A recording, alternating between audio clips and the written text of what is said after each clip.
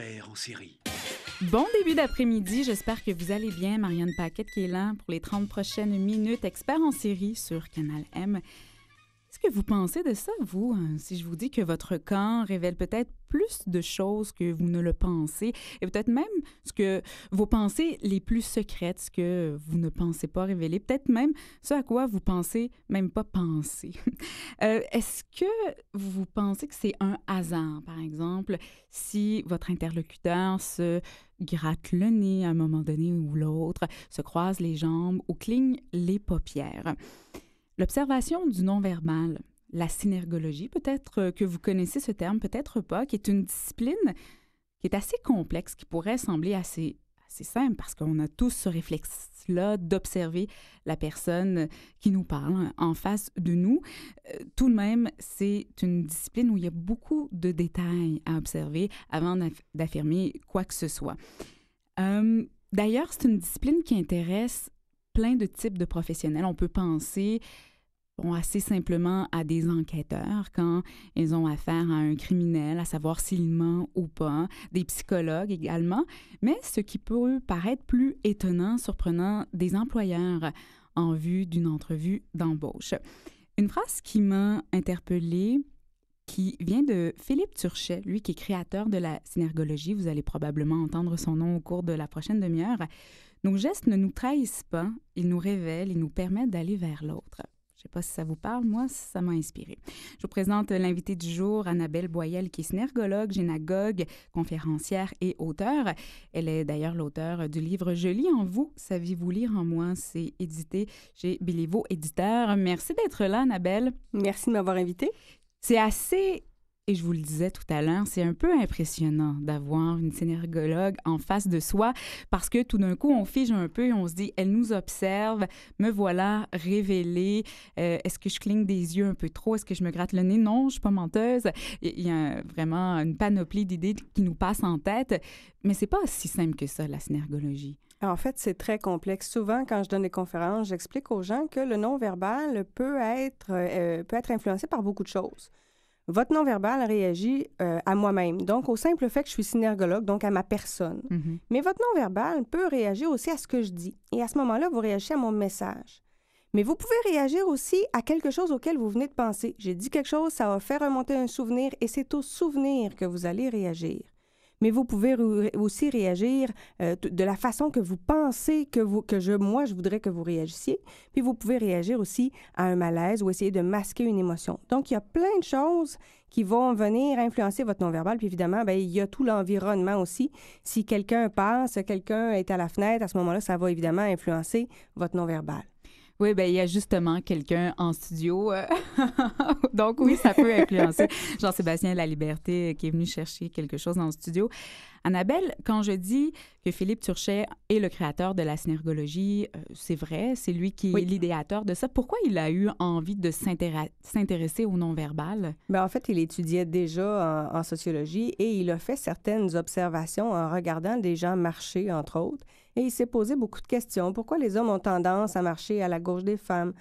Pourquoi est-ce qu'on a tendance à avoir tout le temps les mêmes démangeaisons qui reviennent dans certaines situations? Mm. Évidemment, ça s'est mis à le titiller et il s'est mis à filmer et à regarder vidéo par-dessus vidéo pour essayer de comprendre qu'est-ce qui fait que dans certains contextes, ce sont les mêmes gestes, les mêmes tics, les mêmes mouvements qui vont revenir. Mm-hmm. Ça existe depuis quand, la synergologie? À peu près 35 ans. Et comment on peut, je reviens à l'exemple de l'enquêteur tout à l'heure qui est dans une entrevue avec un criminel, il veut savoir s'il ment ou pas, si son histoire est véridique. S'il y a tellement de choses à observer, comment on peut vraiment trancher sur quoi est la vérité ou pas? Mais en fait, il faut savoir que vos émotions, quand elles sortent, que ce soit une émotion pure, que ce soit une pulsion, que ce soit une pensée, votre cerveau, évidemment, va la gérer. Et dans plusieurs cas, il va la gérer avant même que vous en soyez conscient. Par exemple, on peut voir sur un IRM, donc en imagerie, que votre cerveau a pris une décision, mais ça va prendre un certain temps, un certain délai avant que ça se rende jusqu'à la conscience. Donc, il y a une zone du cerveau qui a pris la décision, mais la conscience ne le sait pas encore. Il y a un délai de 4 à 10 secondes. OK. Mais évidemment, même si dans une zone du cerveau, on voit que la décision a été prise, le cerveau l'a géré, le cerveau, évidemment, y a réagi et le corps y a réagi. Donc, votre corps va réagir à plein de choses qui se passent dans votre inconscient sans que vous le sachiez, évidemment. Puis il y a des choses qui, tranquillement, vont remonter à la conscience, puis il y a des choses que ça va prendre plus de temps. Dans ce qui est très inconscient, parce qu'en synergologie, on va analyser ce qui est inconscient et ce qui est mi-conscient. Donc, par exemple, vous avez posé votre menton, votre menton sur votre main. Ça, c'est du mi-conscient. C'est du mi-conscient parce que, je vous le dis, vous pouvez en prendre conscience, je peux vous donner la signification, vous pouvez changer de position. Alors que, par exemple, une rétractation de pupille, ça, c'est de l'inconscient. Quand même, bien que je vous le dis, vous ne pouvez pas le changer. Une crispation une crispation musculaire au niveau de la joue, même si je vous le dis, de toute façon, c'est passé. Donc, nous, ce qui nous intéresse, c'est ce qu'on appelle l'inconscient et le mi-conscient, donc des gestes, des mouvements que l'on fait sans vraiment s'en rendre compte, mais dont il y a moyen de prendre conscience. Mais tout ça se passe beaucoup dans l'inconscient du corps et dans l'inconscient du cerveau, et c'est ça qu'on va aller observer. Et on a remarqué que, par exemple, quand on est sous stress, le corps va avoir des influx nerveux un peu partout sur le corps, va augmenter le rythme cardiaque, va augmenter la respiration, va augmenter la sudation, va augmenter la température, puis il va envoyer certains influx nerveux qui vont faire qu'on va avoir des démangeaisons. Et la démangeaison, le fait de se gratter, ça apporte un réconfort au niveau du cerveau. Et à ce moment-là, bien évidemment, les démangeaisons ne surviennent pas quand on va bien. C'est pas quand on va bien puis qu'on est tout à fait à l'aise qu'on a une démangeaison. C'est quand on a une pensée qui nous achale, une petite frustration, quelque chose qu'on a voulu dire puis qu'on s'est retenu. Donc, il y a des moments où on aurait voulu dire quelque chose, on aurait voulu faire quelque chose et on ne l'a pas fait. Et à ce moment-là, on va avoir une démangeaison. Donc, il y a des situations comme ça qu'on va regarder. Tout à l'heure, avant de vous rencontrer, Annabelle, oui, j'avais un petit stress parce que je me disais, qu'est-ce qu'elle va lire en moi? Mais je me suis dit, ne contrôle pas parce que de toute façon, tu peux pas. On peut pas contrôler notre non-verbal. Non, puis même moi qui suis synergologue, quand je suis, par exemple, en entrevue à la télé, il y a des synergologues qui vont m'appeler après pour me dire « Ah, t'as pas aimé cette question-là. Ah, tu t'es pas senti à la hauteur. » Même moi, après 10 ans d'études, je ne contrôle pas mon non-verbal et c'est pas mon objectif. Ouais. Parce que mon objectif, dans le fond, c'est de rendre la communication la plus authentique possible. Et si moi, je suis plus authentique, l'autre va l'être. Mais si moi, j'essaie de contrôler mon non-verbal, je ne suis pas authentique. Et l'autre va réagir à mon contrôle, à mon manque d'authenticité. Et à ce moment-là, je viens de biaiser complètement la communication. Ben oui. C'est quoi la partie du non-verbal dans la communication? Il y a plusieurs études là, qui disent, bon, on a une grande partie, 55 qui est du non-verbal. D'autres études disent que c'est 90 qui est du non-verbal. Moi, je vous dirais que 100 de votre communication passe par le non-verbal. Parce que pour vrai, pendant que je parle, vous regardez mon non-verbal et je suis en train de regarder le vôtre. Et je vais m'ajuster à ce que votre corps va me dire. Si je suis en train de vous donner une explication, puis vous avez les sourcils qui froncent, puis on dirait que vous avez un point d'interrogation dans le front, c'est sûr que moi, je vais ajuster mon argument. Oui. Inversement, si je vois que vous avez l'air très intéressé, je vais avoir envie d'en ajouter. Si je vois que vous avez l'air désintéressé, bien là, je vais essayer de trouver un autre angle où je vais me taire. Donc, je vais réagir tout le temps à votre non-verbal. Et si on y pense bien, pensez aux fois où votre conjoint vous dit « je t'aime ».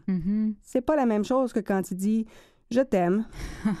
C'est les mêmes mots, mais le ton, le timbre et l'intonation viennent de modifier totalement la perception que vous avez du message. Oui. Bon, vous êtes synergologue, ça fait des années que vous étudiez le non-verbal, mais pour les gens qui nous écoutent à la maison, c'est possible aussi parce que, et je le disais en introduction, c'est assez instinctif d'observer la personne qui est devant nous, qui fronce les sourcils. Oh, peut-être qu'elle ne comprend pas ce que je lui dis. Qu'est-ce qu'on regarde en premier si on a envie d'observer chez les autres le non-verbal? En fait, une des premières choses qu'on a à regarder, c'est est-ce que la personne est détendue ou au contraire, elle est crispée. Donc, est-ce qu'on a des épaules qui sont mobiles, qui sont fluides, des poignets qui sont fluides, une tête qui est fluide, donc qui bouge, ou au contraire, est-ce que c'est plutôt pris en pain? Parce que je peux avoir des épaules très, très droites, donc qui ne sont pas remontées jusqu'aux épaules, mais qui sont simplement droites, mais qui ne bougent pas. Et on vient d'avoir un signe qu'on a un stress, on a un inconfort parce qu'on a une crispation musculaire. Donc, regardez si la personne est plutôt détendue dans ses mouvements ou au contraire plutôt crispée dans l'ensemble de ses mouvements, dans l'ensemble de sa personne. Parce qu'à ce moment-là, vous allez avoir une idée générale.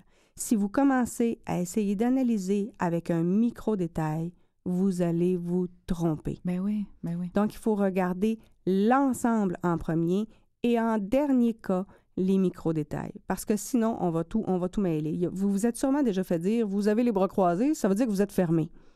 Et c'est pas vrai.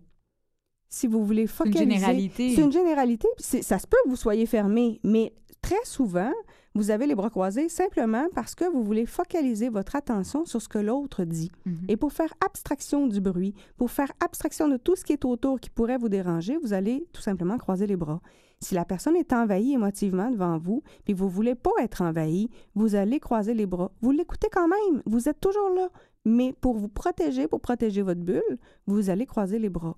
Donc, chacun des items, chacun des signes que l'on observe a plusieurs significations. C'est pour ça qu'il faut en regarder un ensemble. Oui. Généralement, on va dire à un synergologue, s'il y a 1 à 3 items, on va avoir une hypothèse qui va être faible. Si on a jusqu'à 5 items, on va avoir une hypothèse qui va être modérée. Jusqu'à 8 items, on va avoir une hypothèse beaucoup plus solide. Mais pour vrai, un synergologue expérimenté va regarder une vingtaine d'items simultanément. Et je pense aussi, Annabelle, qu'il y a des gens qui ont des gestes bien à eux. En mode de séduction, par exemple, ils font telle chose qu'une autre personne à côté ne fait pas. Bien, au niveau des gestes, il y a des choses qu'on peut remarquer. Par exemple, moi, je suis quelqu'un qui gesticule. C'est très rare que mes mains sont inactives.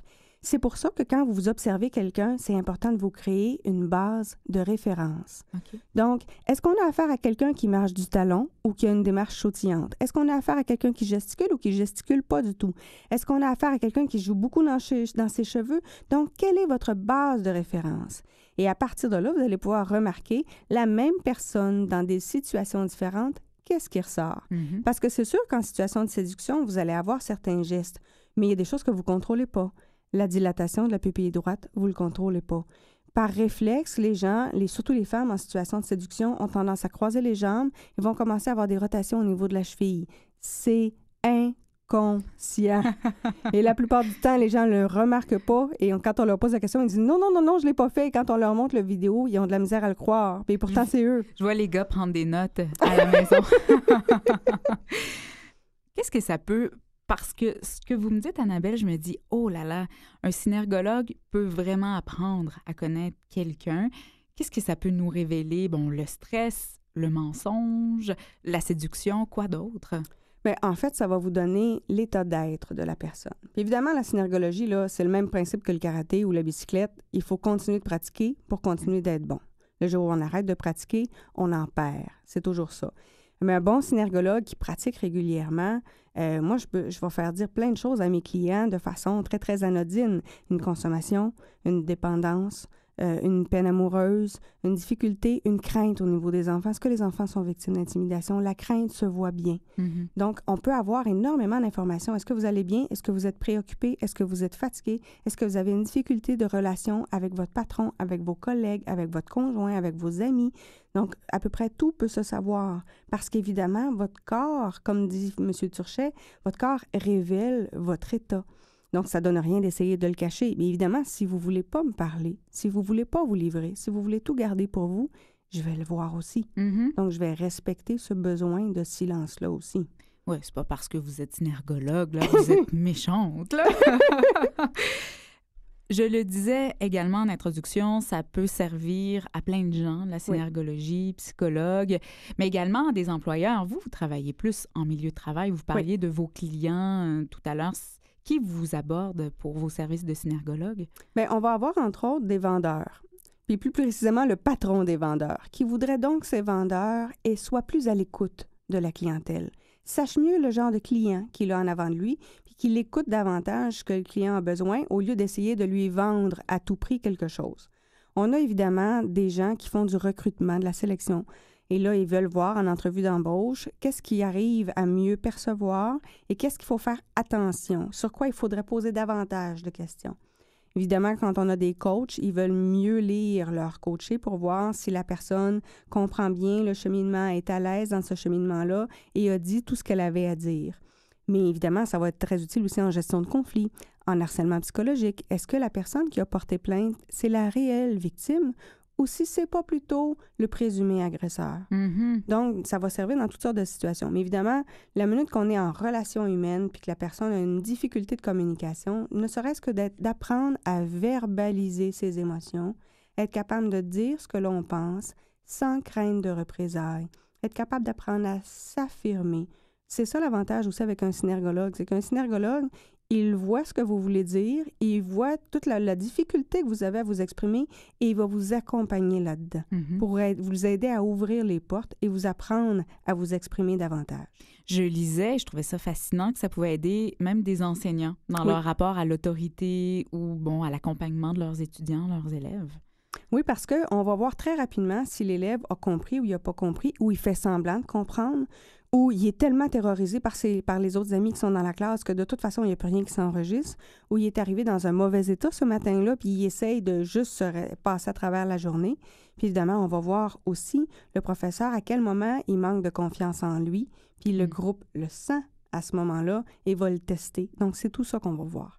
Pour en savoir davantage sur votre travail, Annabelle Boyer, abcsolutions.ca. Également, vous avez votre site www.annabelle-boyer.com pour en savoir davantage sur votre livre, votre travail, votre approche. Là-dessus, on prend une courte pause. On revient dans quelques instants. Pour joindre Marianne Paquette et ses experts, composez sans frais le 1-800-361-0635, poste 220. Écrivez-nous à mpaquette@canalm.ca ou encore suivez-nous de près sur Facebook et à @expertsérie sur Twitter.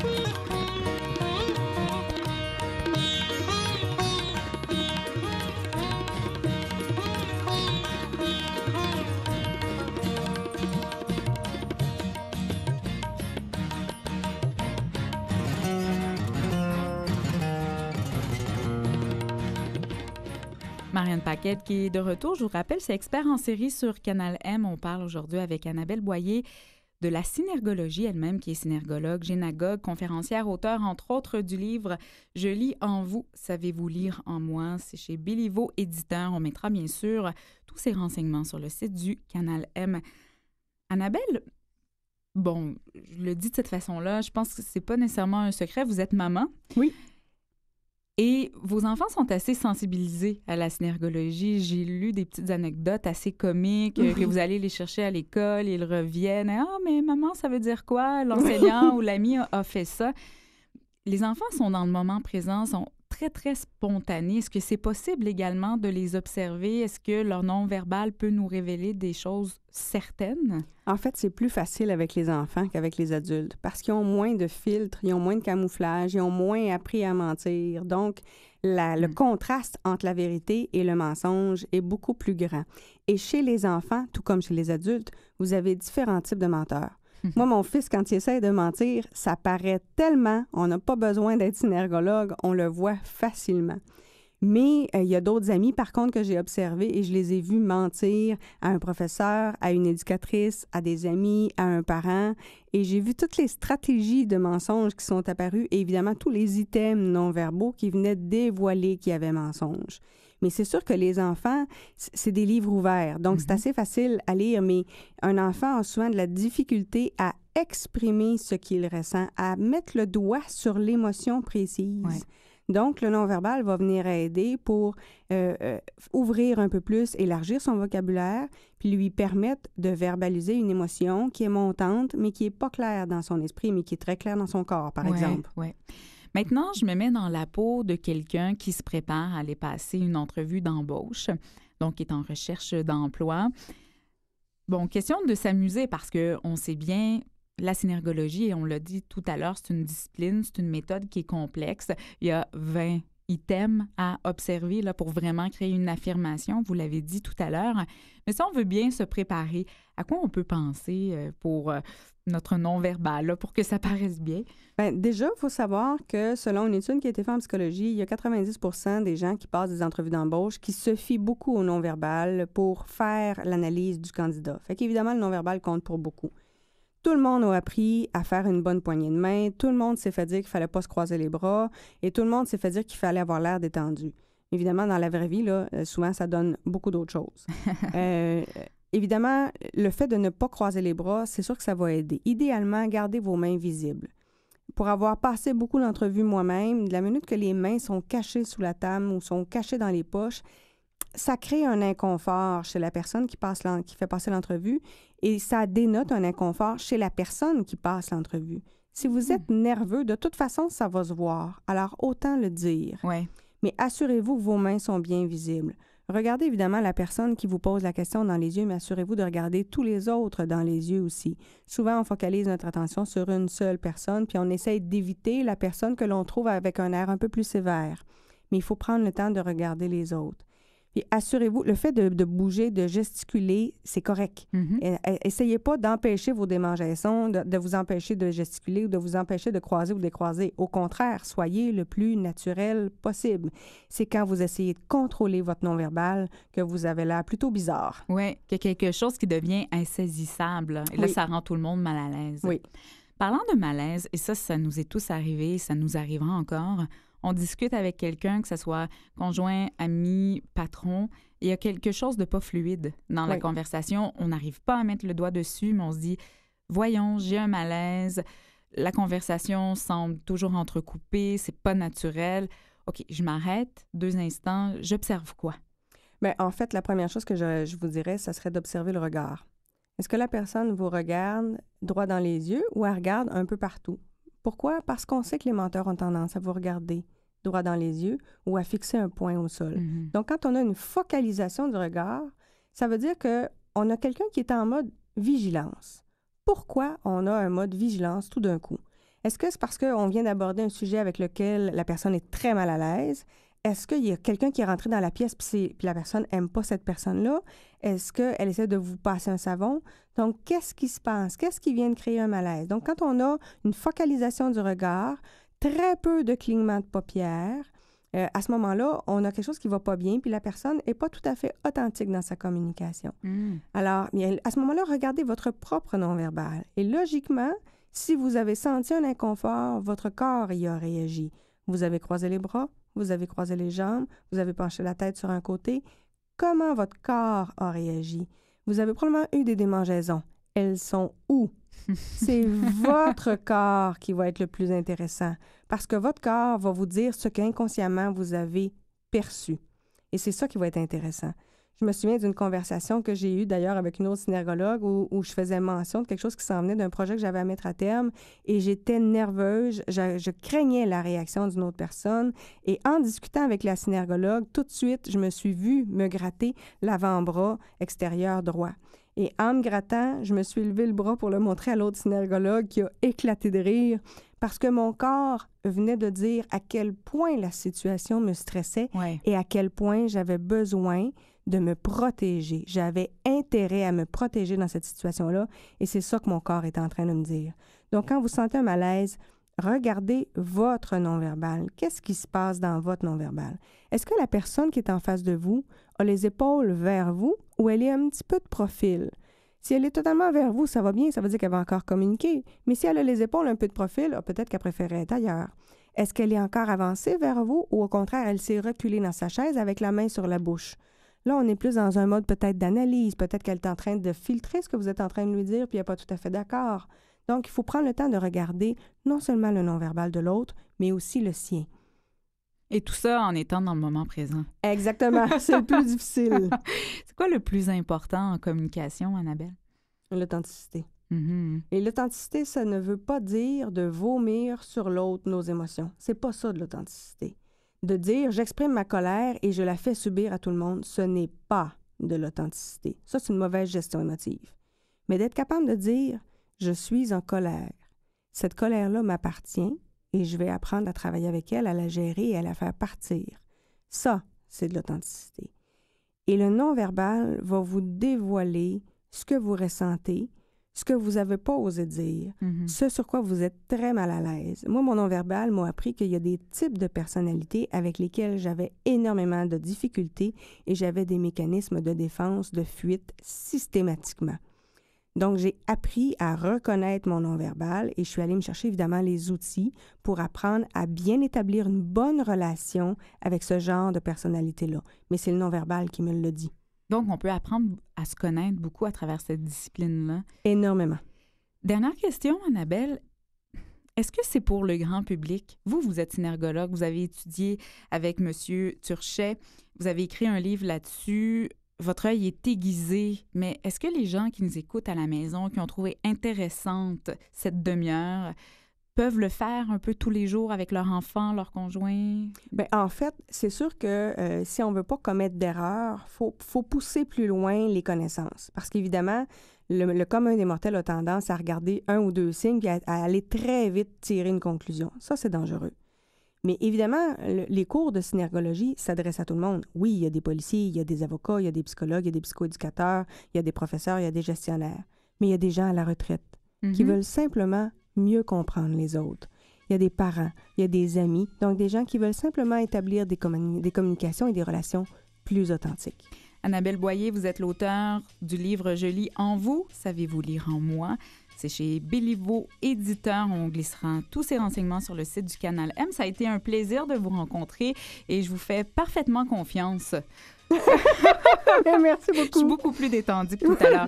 Je répète votre site abcsolutions.ca. C'était Marianne Paquette au micro, Yannick Roberge à la mise en onde. Nous, on se retrouve demain. D'ici là, portez-vous bien. Si vous voulez m'écrire, mpaquette@canalm.ca. Toujours un plaisir de vous lire, de vous entendre. À demain. Bye bye.